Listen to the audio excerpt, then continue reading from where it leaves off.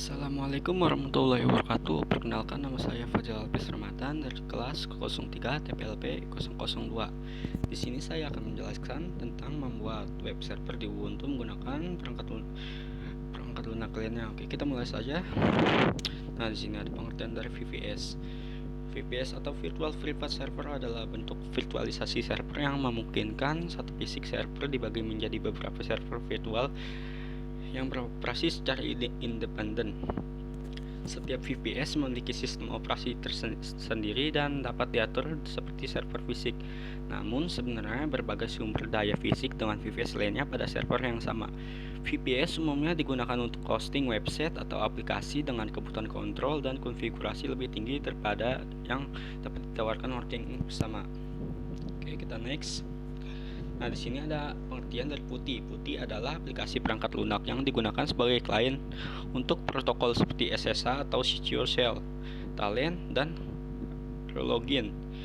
Ini dikembangkan terutama untuk sistem operasi Windows. PuTTY memungkinkan pengguna untuk terhubung ke server atau perangkat jaringan lainnya secara aman melalui koneksi enkripsi. Misalnya SSH ini sering digunakan oleh administrator seperti pengguna yang perlu mengakses dan mengelola perangkat jarak jauh tanpa harus berada di lokasi fisiknya.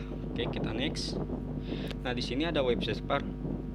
Pengertian dari web server adalah perangkat lunak atau perangkat keras yang menyediakan layanan hosting untuk situs web. Fungsi utama web server adalah menerima permintaan HTTP atau Hypertext Transfer Protocol dari klien seperti browser web dan mengirimkan balasan berupa halaman web atau data lainnya.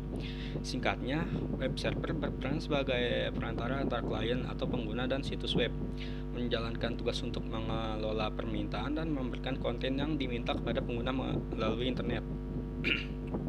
Kita next.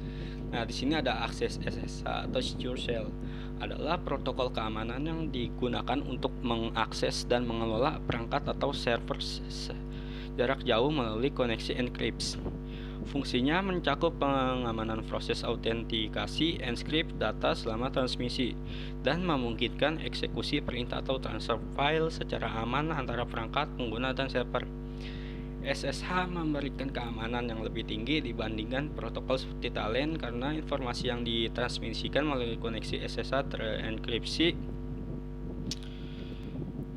dan mengurangi risiko yang tidak sah atau pemantauan oleh pihak ketiga. Oke, kita next. Nah, di sini ada firewall. Firewall adalah sistem keamanan yang dirancang untuk melindungi jaringan komputer dari akses yang tidak diinginkan atau potensi ancaman dari internet. Misalnya melakukan filterisasi paket. Di sini cara kerjanya adalah memeriksa dan mengizinkan atau memblokir paket data berdasarkan aturan yang ditentukan. Lalu kedua, mengontrol akses. Nah, di sini bekerjanya menentukan siapa yang boleh atau tidak mengakses jaringan atau layanan thread. Lalu ketiga ada mendeteksi dan mencegah serangan, mengidentifikasi dan menghalangi upaya serangan dari luar atau dalam jaringan. Lalu 4 ada memantau aktivitas.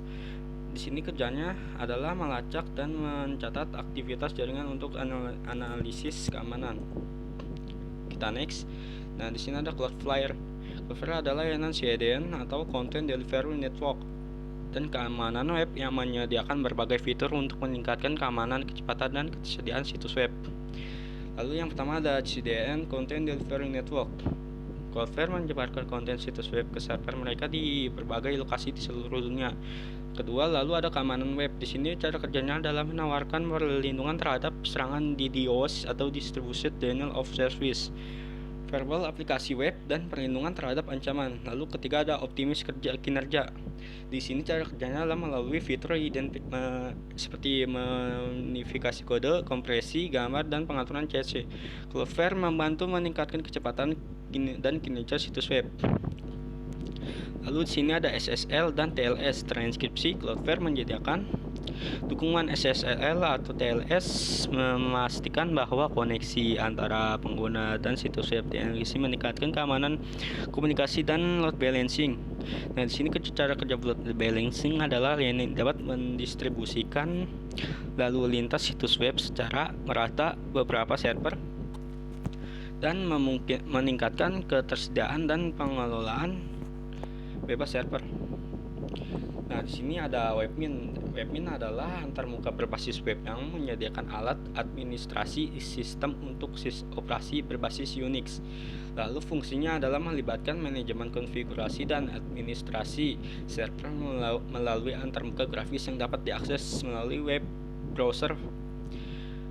Beberapa fungsi utamanya yaitu melibatkan pengaturan untuk server web, konfigurasi firewall, manajemen pengguna dan grup, serta pemantauan server sumber daya sistem. Nah, di sini ada PHP-MyAdmin. PHP-MyAdmin adalah aplikasi web berbasis PHP yang dirancang untuk mengelola basis data MySQL melalui antarmuka grafis. Di antaranya itu adalah satu, manajemen database. Di sini memungkinkan pembuatan, penghapusan, dan pengelolaan basis data. Kedua, manajemen table, memungkinkan pembuatan, penghapusan, dan memodifikasi struktur table.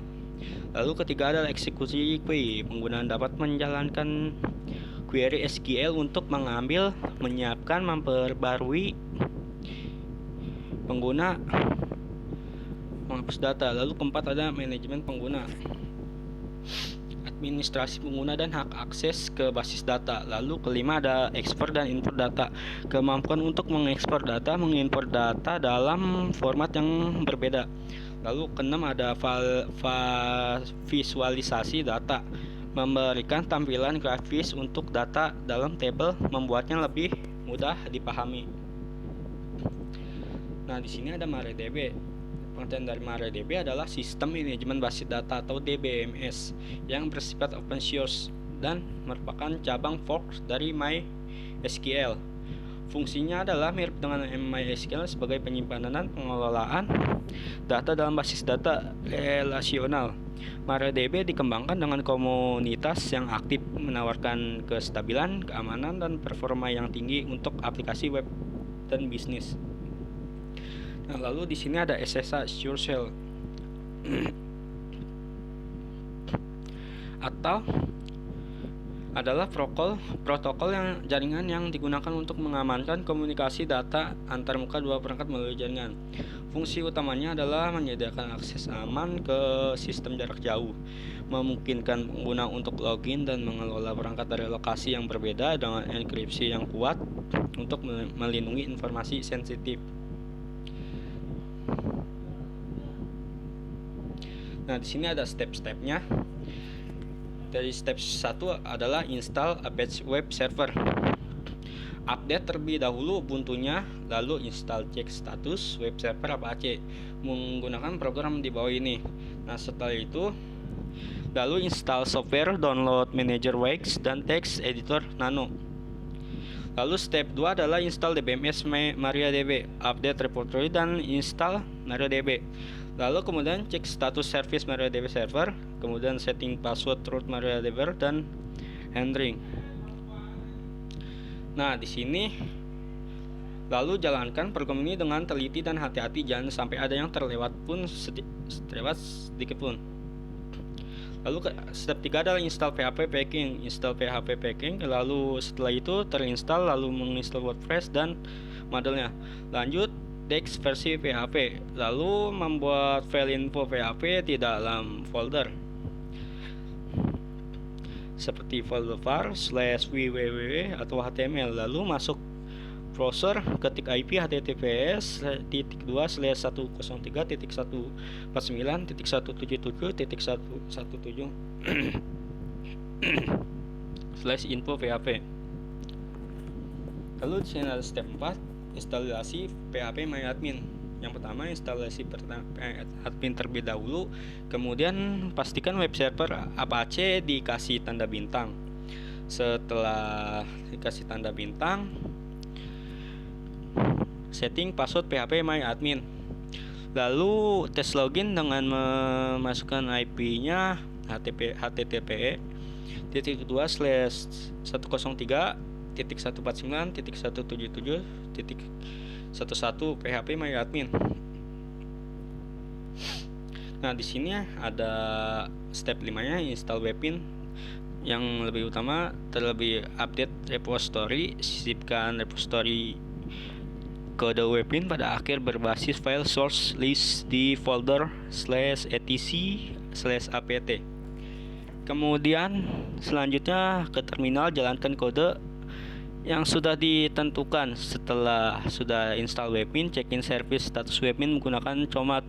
Jika sudah benar, maka dan di command akan muncul status aktif. Tahap berikutnya adalah tes akses Webmin menggunakan login root user Ubuntu-nya. Nah, di sini ada di step 6 ini ada instalasi Keybot. Instalasi Keybot software ini digunakan untuk melakukan instalasi sertifikat SSL Let's Encrypt. Lalu ada step 7, detensional. Software langkah ini merupakan instalasi software tambahan untuk mendukung operasional server. Lalu di step 8, di sini ada setting firewall. Terutama cek firewall, lalu kemudian buka akses untuk SSH, lalu HTTP port 80/TCP, HTTP 443/TCP, DBMS MariaDB port 3306, TCP Webmin port 1000 TCP. Nah, untuk open access point MariaDB jika diperlukan, jika tidak diperlukan juga untuk akses dari lebih baik ditutup atau tidak ditambahkan pada pengecualian port yang dibuka pada firewall Webmin. Dan ini dapat di custom, misal service SSH diubah port ke 22 menjadi ke port 2201, atau service Webmin diubah dari port 10.000 ke port 12345 dengan memodifikasi file konfigurasi pada tiap-tiap service-nya. Lalu aktifkan service firewall, cek status firewall, restore status firewall. Nah, di sini ada step 9, ada setting zone.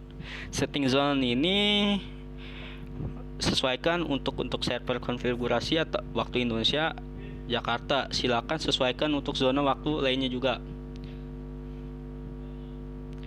Nah, di sini adalah yang program-program yang saya sudah bikin. Contohnya ada di domain utama kelompok, yaitu http://visible-network-my-id. Lalu subdomainnya project WordPress-nya di sini juga udah jadi. Nah, dan yang terakhir project subdomain modelnya.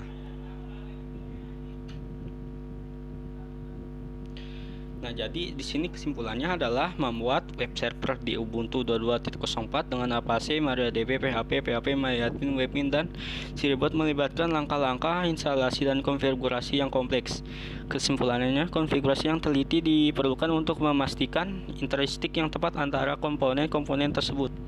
Dengan menghubungkan layangan tersebut, Anda dapat membuat lingkungan pengembang web yang kompetitif dan aman. Pastikan untuk secara teratur memantau keamanan dan pembaruan sistem untuk menjaga kinerja yang keamanan server web Anda.